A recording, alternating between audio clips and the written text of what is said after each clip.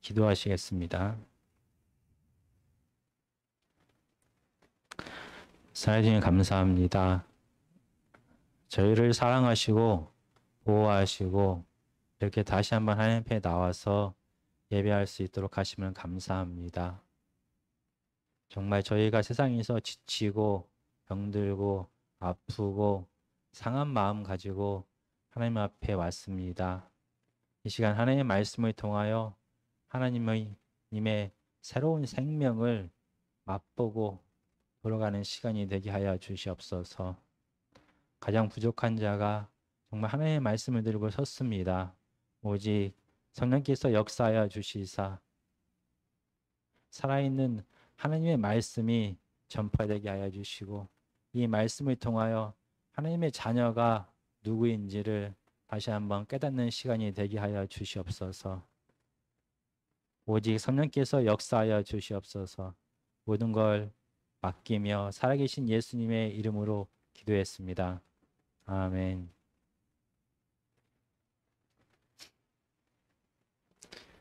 지난 보궐선거에서 야당이 승리했습니다. 그리고 여당은 참패를 했습니다. 앞으로 1년 있으면은 대통령 선거를 하게 됩니다.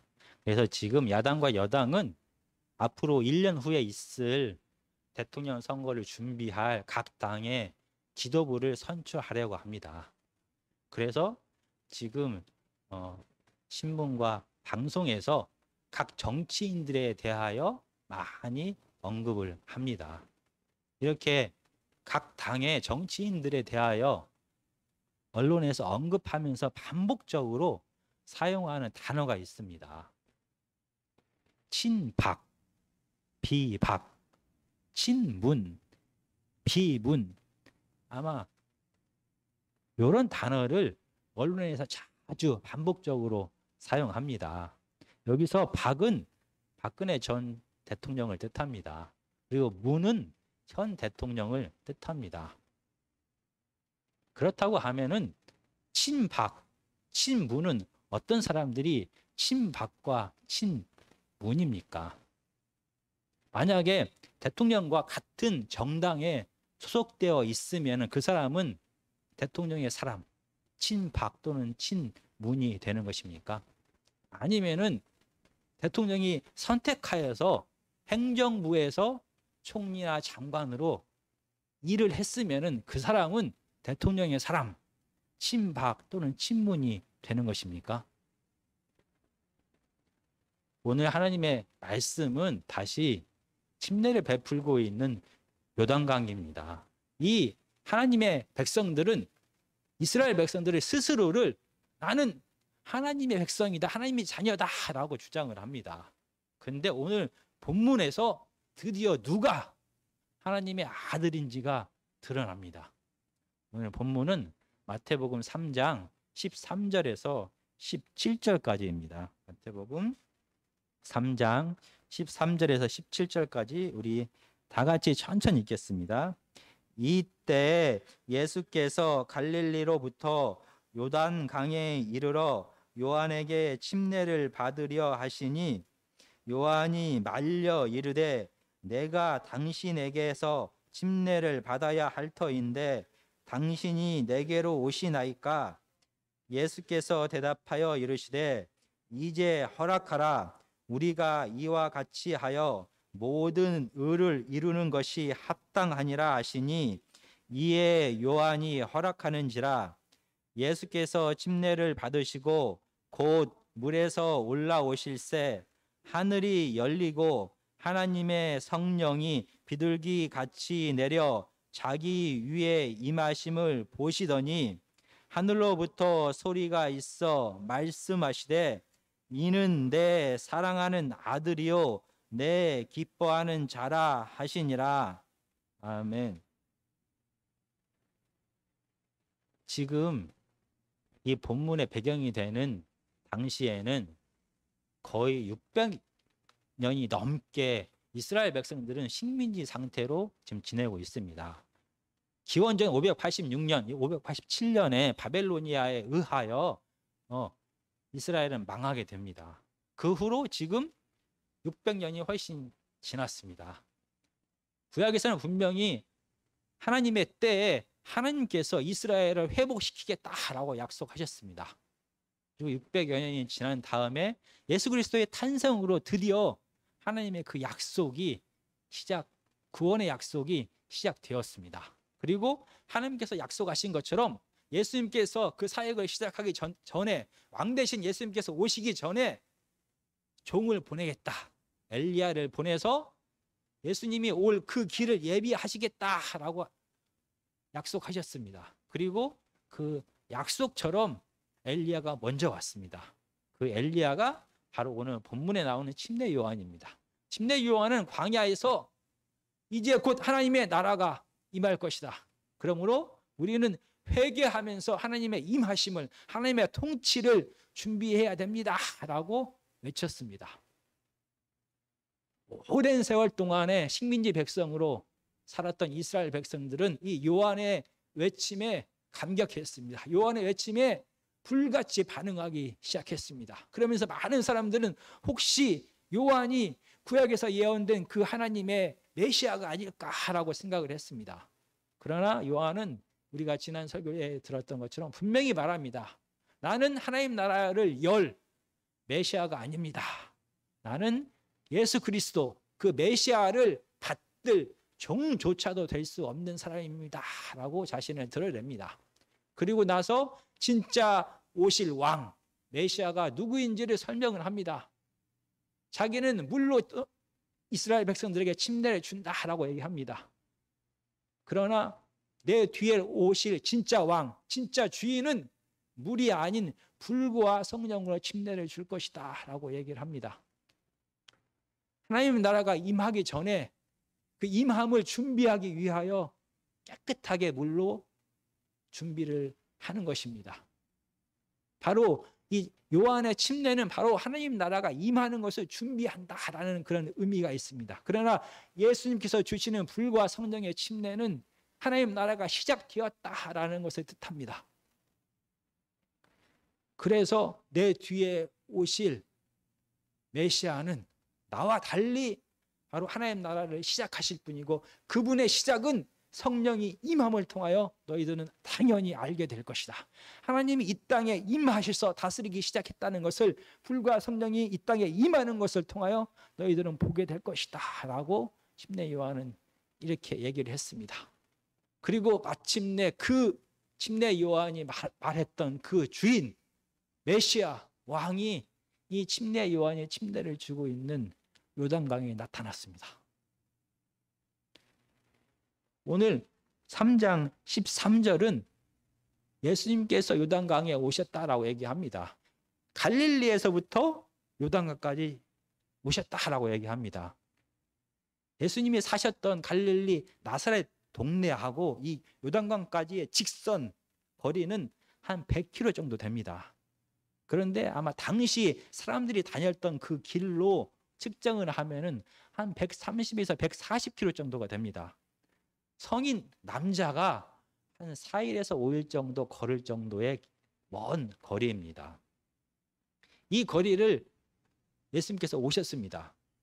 그냥 멀리 갈릴리에 사시다가 예루살렘이나 베들레헴에 볼 일이 있어 왔다가 우연히 요단강에 들른 것이 아닙니다. 오늘 성경은 예수님께서 침례를 받기 위하여 이 먼 거리를 오셨다라고 얘기를 합니다.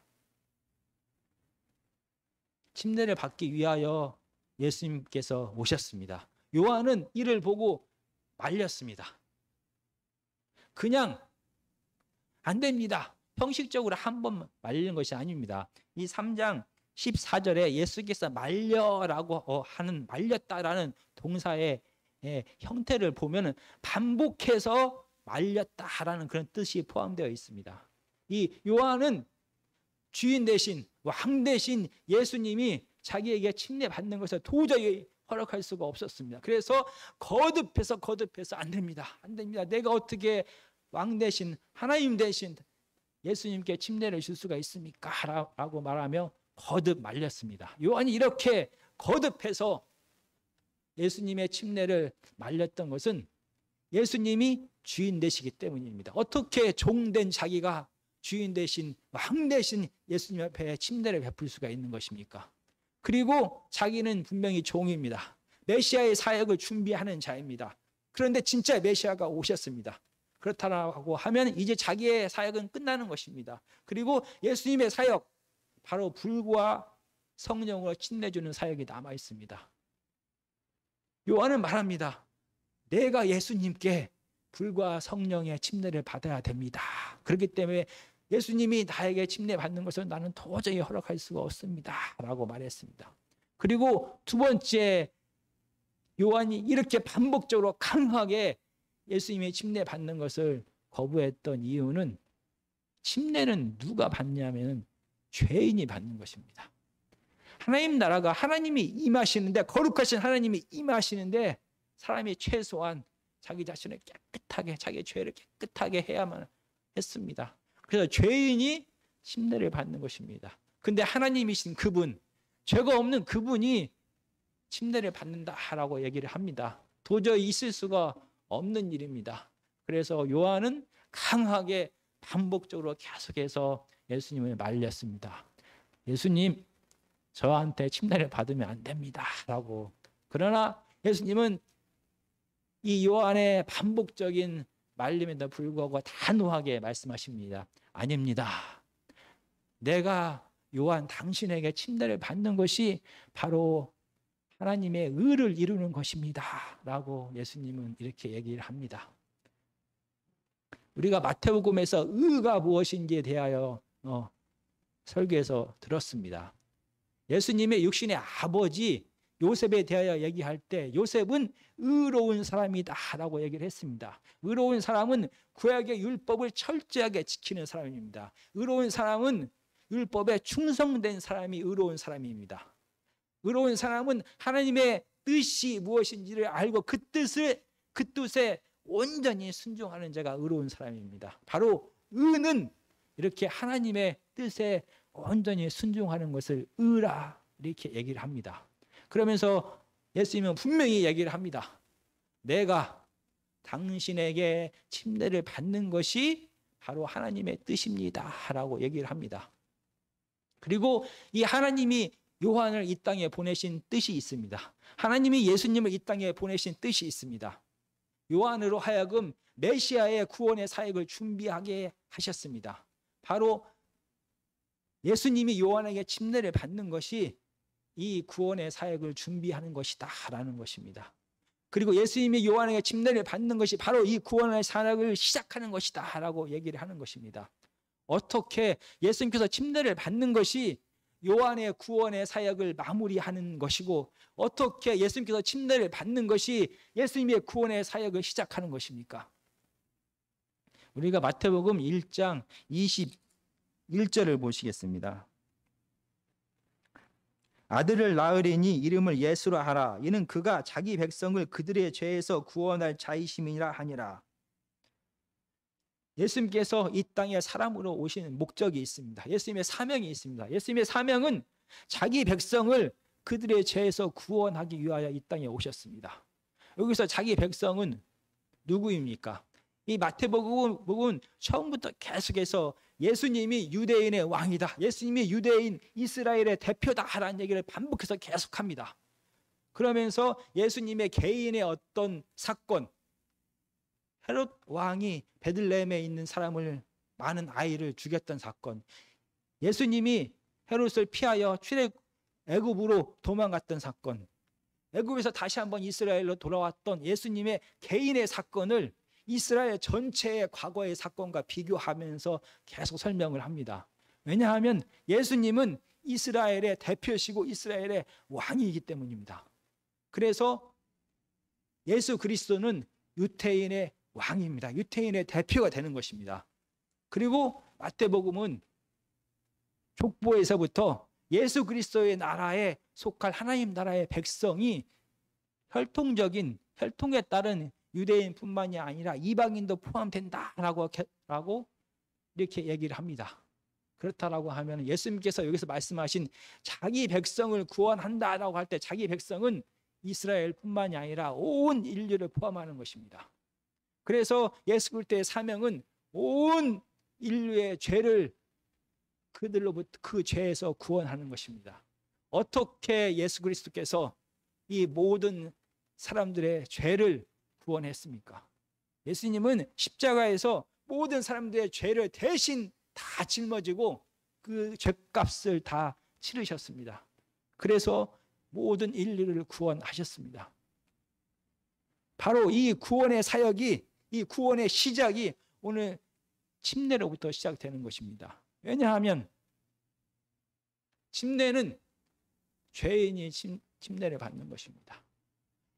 예수 그리스도는 이스라엘의 대표로서, 온 인류의 대표로서 아무 죄가 없는 그분이 오늘 스스로 내가 죄인이다 라고 온 천하에 고백을 하면서 요한에게 나왔습니다.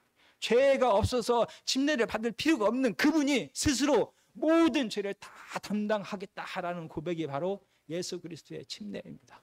그래서 예수 그리스도는 모든 인류의 죄를 다 담당하고 죄인의 모습으로 오늘 침례를 받는 것입니다. 이렇게 예수 그리스도는 구원의 사역을 시작하셨습니다. 침례를 받고 예수님께서 드디어 물 위에서 올라오셨습니다. 그때 어떤 일이 벌어졌습니까? 우리가 마태복음 3장 16절입니다. 예수께서 침례를 받으시고 곧 물에서 올라오실새 하늘이 열리고 라고 기록하고 있습니다. 여기서 하늘이 열리고 라는 이 한 문장에 대하여 우리가 맨 처음에 배웠던 것을 다시 한번 생각해 보겠습니다. 여기서 열리고는 수동태입니다. 수동태. 주어는 하늘이입니다.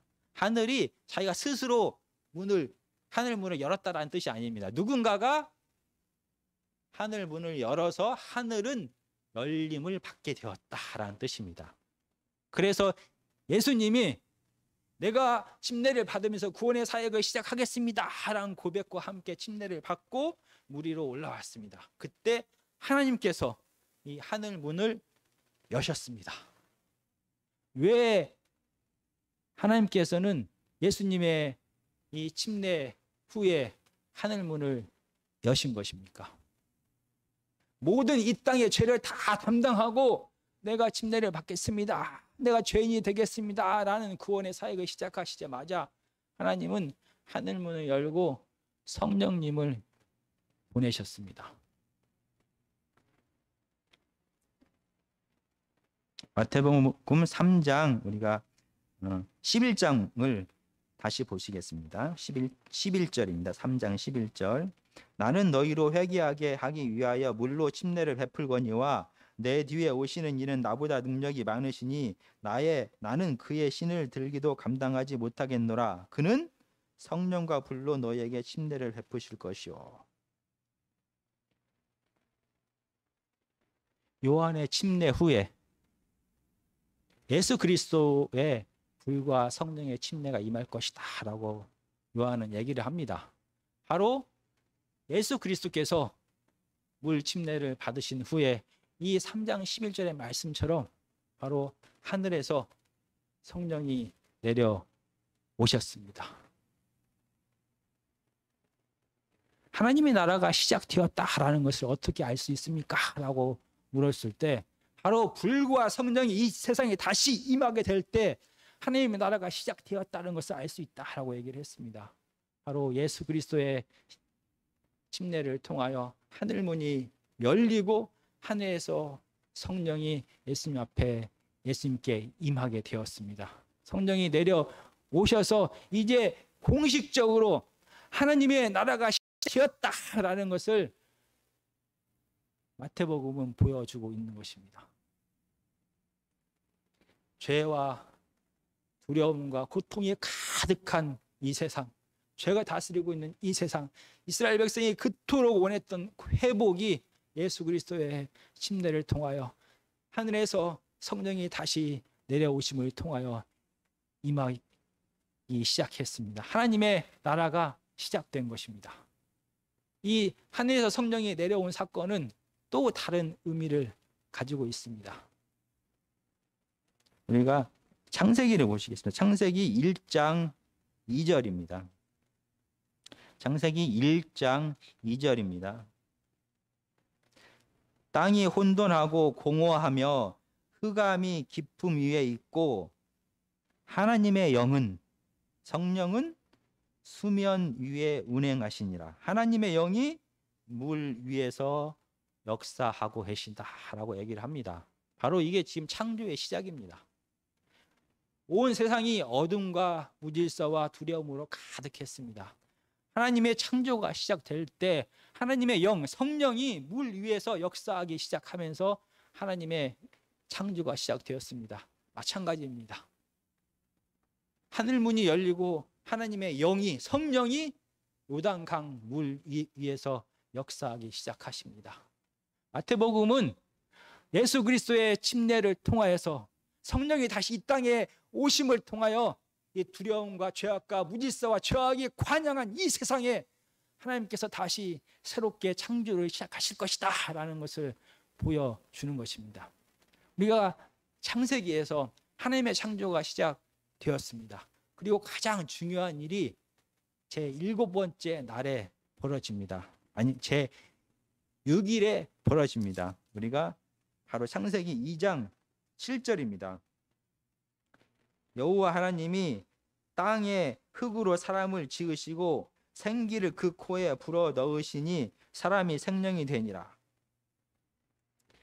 온 땅을 무질서와 어둠과 흑암이 가득한 온 세상을 하나님은 창조하시기 시작하셨습니다. 그리고 맨 마지막 날에 사람을 만드셨습니다. 그리고 이 사람 속에 하나님의 영을 불어 넣으셨습니다.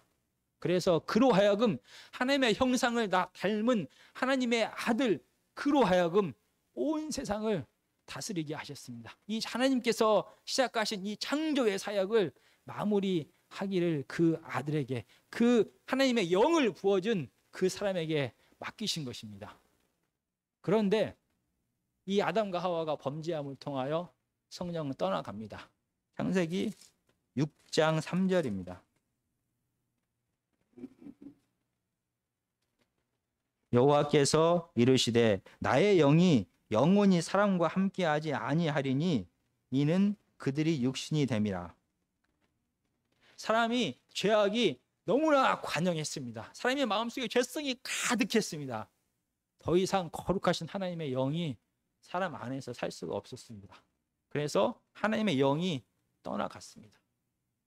이렇게 떠나갔던 하나님의 영이 구약 시대에 그러면 한 번도 하나님의 영의 역사가 없었느냐? 아닙니다. 구약에는 잠깐씩 하나님의 영이 어떤 사람에게 잠깐 임했습니다.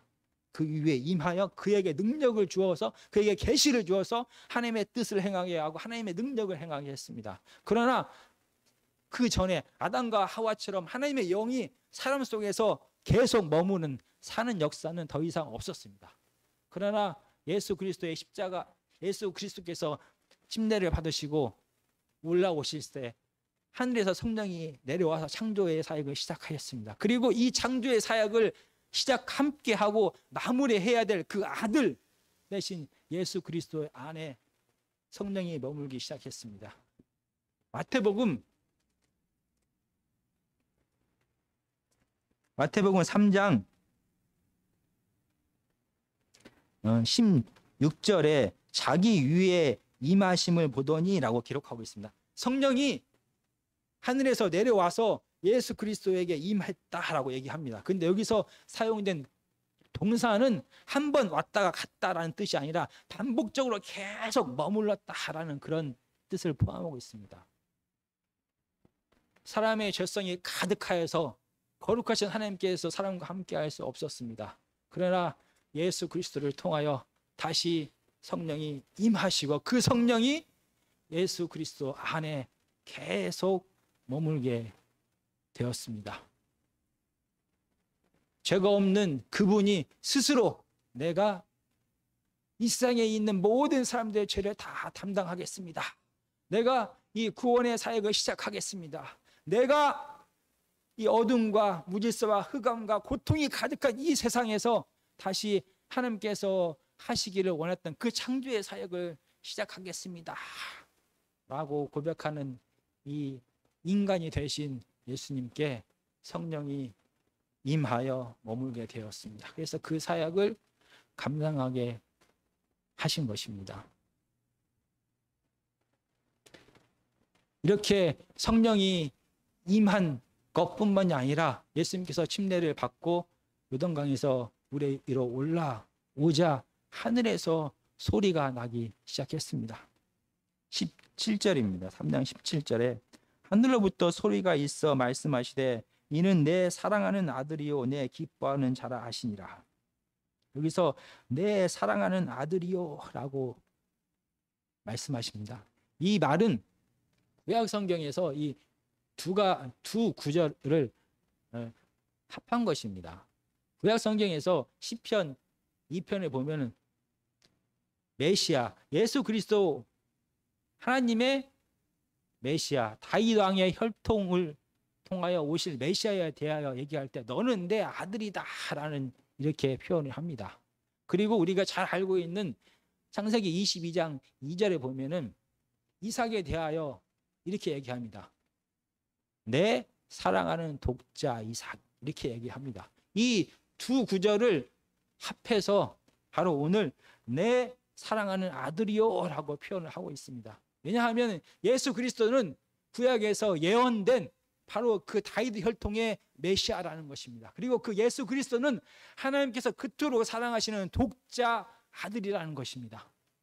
그래서 이렇게 스스로 온 세상에 있는 모든 죄를 다 감당하겠습니다. 그래서 내가 구원의 사역을 시작하겠습니다. 온 세상에 있는 죄와 무질서와 고통을 다 내가 담당하겠습니다. 라고 말하며 그 사역을 시작하는 이 인간 대신 예수 그리스도께 하나님께서는 이는 내 사랑하는 아들이다 라고 다시 한번 확인을 해 줍니다. 그리고 내 기뻐하는 자라라고 얘기합니다. 이 말은 이사야 42장 1절에서 왔습니다. 우리가 한번 이건 찾아보겠습니다. 이사야 42장 1절입니다. 1017페이지입니다. 1017페이지입니다. 42장 1절입니다. 내가 붙드는 나의 종, 내 마음에 기뻐하는 자, 곧 내가 택한 사람을 보라. 내가 나의 영을 그에게 부었은즉 그가 이방에 정의를 베풀리라. 이 지금 이사야 42장은 고난의 종에 대해서 얘기를 합니다. 바로 하나님의 아들, 이 땅에 다윗 왕의 혈통으로 오신 예수 그리스도 만왕의 왕이신 그분은 세상의 임금, 힘과 권력과 승리를 나타내는 그런 왕이 아니다라는 것입니다. 바로 고난의 종, 세상의 모든 죄의 짐을 대신 담당하는 자, 그 사역을 하는 자가 바로 하나님의 아들이다라는 것입니다. 그래서 예수 그리스도께서 요한에게 침례를 받으면서 이 세상에 있는 모든 사람들의 죄를 다 짊어지고 내가 온 세상에 있는 모든 사람들의 죄를 다 짊어진 죄인입니다라는 고백을 하게 됩니다. 그리고 죄인의 모습으로 죄인인 요한에게 종이에게 침례를 받았습니다. 왕이신 그분, 죄가 없는 그분이 스스로 죄인 되어서 온 세상에 있는 모든 죄의 문제를 해결하기 위하여 죄인 되었을 때 하나님께서는 그때 성령을 이 땅에 보내셨습니다. 그래서 이 예수 그리스도를 통하여 하나님의 구원의 사역이 시작됐다라는 것을 보여주셨습니다. 이 예수 그리스도를 통하여 모든 세상의 죄와 무질서를 다 짊어지고 고통을 짊어진 이 예수 그리스도를 통하여서 새롭게 이 땅이 창조될 것이고 그 땅을 하나님의 뜻과 섭리 가운데 다스릴 것이다 라는 것을 보여주셨습니다. 그래서 성령을 통하여 확증하시고 다시 한번 하나님의 직접 목소리를 통하여 이렇게 죄를 담당하는 자, 이 죄의 문제를 해결하는 자가 바로 하나님의 아들이다라고 예수님을 다시 한번 인정하셨습니다. 하나님의 아들은 바로 하나님의 뜻을 행하는 자가 하나님의 아들입니다. 하나님의 뜻은 이 죄가 환영한 이 죄의 문제를 해결하는 것입니다. 그래서 죄악이 다스리는 이 땅에, 그래서 그 결과 죽음과 두려움과 무서움과 아픔과 슬픔과 고통이 가득한 이 세상을 하나님의 사랑과 생명이 넘치는 곳으로 만드는 것이 하나님의 뜻입니다. 이 하나님의 뜻을 행하는 자, 그가 바로 하나님의 아들입니다. 그래서 오늘 침례를 받는 예수 그리스도에게 하나님은 성령을 보내시면서 하나님의 아들이심을 인치십니다. 그리고 이 귀한 사역을 잘 감당할 수 있도록 성령께서 그에게 그 사역을 마칠 때까지 함께 하시면서 힘을 주실 것입니다. 그런데 오늘 다시 마태복음으로 다시 가겠습니다. 마태복음 3장에 보면 스스로가 하나님의 자녀다라고 주장하는 무리들이 있습니다. 그러니까 3장 9절입니다. 마태복음 3장 9절에 보면은 속으로 아브라함이 우리 조상이라고 생각하지 말라. 지금 이 얘기는 바리새인과 사두개인들에게 하는 말입니다. 바리새인과 사두개인은 아브라함의 자손입니다. 하나님이 택한 아브라함의 자손은 하나님의 백성입니다. 하나님의 자녀입니다. 그들은 혈통으로 분명히 하나님의 자녀가 맞습니다. 그리고 바리새인과 사두개인은 그들이 하는 사역을 보면 하나님의 자녀가 맞는 것 같습니다. 우리가 지난 시간에도 계속 설교를 들었던 것처럼 바리새인은 이 하나님의 율법을 연구하고 해석하고 가르치는 자들입니다. 사두개인은 제사장 가문으로서 이 성전과 예배에 대하여 관리 감독하는 자들입니다. 하나님의 일을 하는 자들입니다. 혈통으로도 하나님의 자녀이고 하나님의 일을 하기 때문에 그들이 나는 하나님의 자녀입니다 라는 것이 당연한 것 같습니다. 그런데 정말 이 바리새인과 사두개인들이 하나님의 자녀입니까? 우리가 다시 정치 얘기를 잠깐 하려고 합니다. 많은 사람들이 저 사람은 친문이다, 친박이다 이렇게 얘기합니다. 결국 박근혜 대통령의 사람, 문재인 대통령의 사람이라는 뜻입니다. 누가 친박이고 누가 친문입니까? 내가 대통령을 너무나 좋아합니다. 스스로 말하는 사람이 친문이고 친박이고 대통령의 사람입니까? 아니면 내가 대통령이 속한 정당에 나도 함께 속해 있습니다. 그러므로 나는 대통령의 사람입니다 라고 얘기를 하는 것입니까? 아니면 내가 대통령과 함께 행정부에서 같이 일을 했습니다. 내가 장관으로 총리로 내가 일을 했습니다. 이렇게 얘기를 하면 그 사람이 대통령의 사람입니까? 내가 이 대통령이 당에서 대표로 할 때 내가 비서실장을 했습니다. 그러면 내가 대통령의 사람입니까? 아닙니다. 대통령의 사람은 대통령의 인기와 권력을 이용하는 자가 대통령의 사람이 아닙니다. 대통령이 인기가 없어졌을 때, 모든 사람들이 무시할 때도 그를 끝까지 지키고 대통령이 이 땅에서 실현하고 싶어 했던 정치를 대통령을 따라서 실현하는 사람이 바로 대통령의 사람입니다. 대통령을 이용만 하는 사람은 대통령의 사람이 아닙니다. 마찬가지입니다. 이 사두개인과 바리새인은 스스로가 하나님의 자녀다라고 얘기를 합니다. 하나님의 자녀는 말로 내가 하나님을 사랑합니다 라고 하는 사람이 하나님의 자녀가 아닙니다. 하나님의 자녀는 하나님의 뜻을 알고 그 뜻을 이 땅에서 실현하는 자입니다. 예수 그리스도처럼 하나님의 뜻이 이 죄의 문제, 이 죄로서 나오는 모든 고통의 문제를 해결하는 것이 하나님의 뜻이었습니다. 그래서 하나님의 뜻을 알고 이 뜻에 온전히 순종하여서 이 죄의 문제를 대신 담당하는 자. 그래서 이 죄의 문제를 해결하는 자. 그래서 이 땅에서 하나님께서 실현하고 싶었던 그 세상을 실질적으로 실현하는 자, 실행하는 자, 그가 바로 하나님의 아들입니다. 그러면 바리새인과 사두개인은 어떤 사람입니까? 우리는 지난번에 설교에서 잘 들었습니다. 바리새인은 율법을 해석하는 자입니다. 율법을 가르치는 자입니다. 그러나 그들은 자기네 전통을 하나님의 율법보다 더 귀하게 여겼습니다. 그래서 하나님의 율법을 폐하고 자기의 전통을 백성들에게 가르쳤습니다. 하나님이 아닌 자기 정치를 했습니다. 자기가 하나님 되었습니다. 그는 하나님의 자녀가 아닙니다. 사두개인들은 제사장의 가문입니다. 성전을 관리하고 예배를 관리 감독하는 자들입니다. 그런데 그들은 이 성전에서 제사를 드리기 위해서는 제물이 필요합니다. 성전에 성전세를 바쳐야 됩니다. 세금을. 그러려면 돈이 필요합니다. 이 제사장들은 자기네들이 지정한 짐승과 돈만을 사용하게 했습니다. 그래서 그들은 많은 이익을 보게 되었습니다.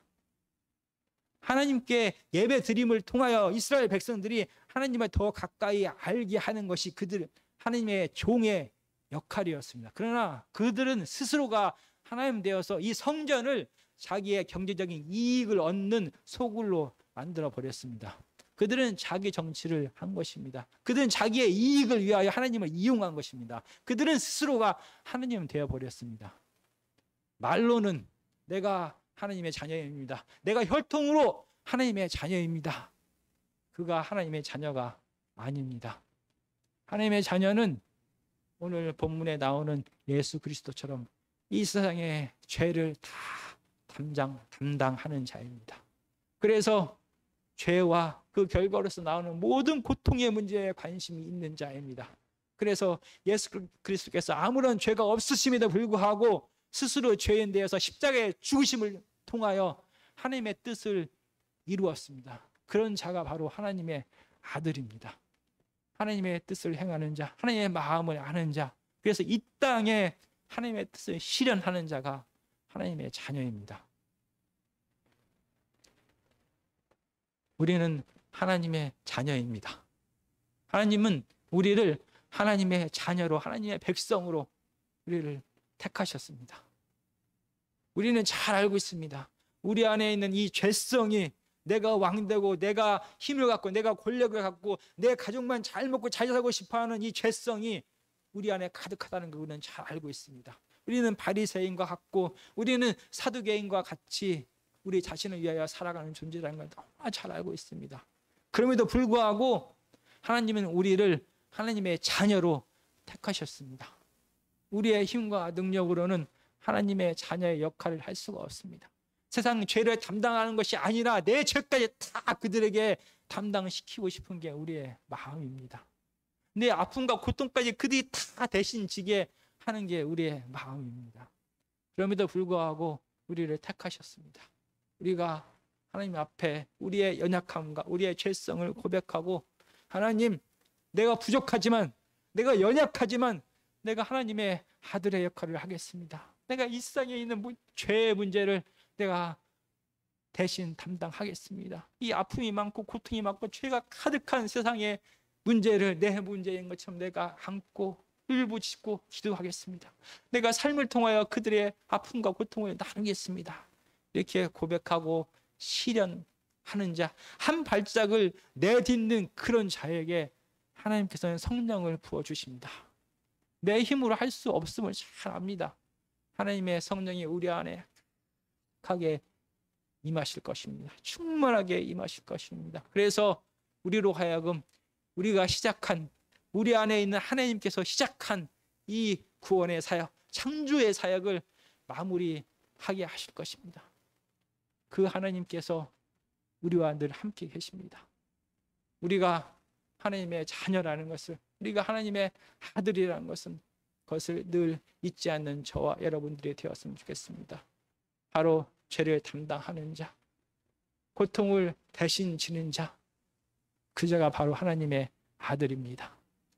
저와 여러분이 모두 하나님의 자녀가 되었으면 좋겠습니다. 찬송가는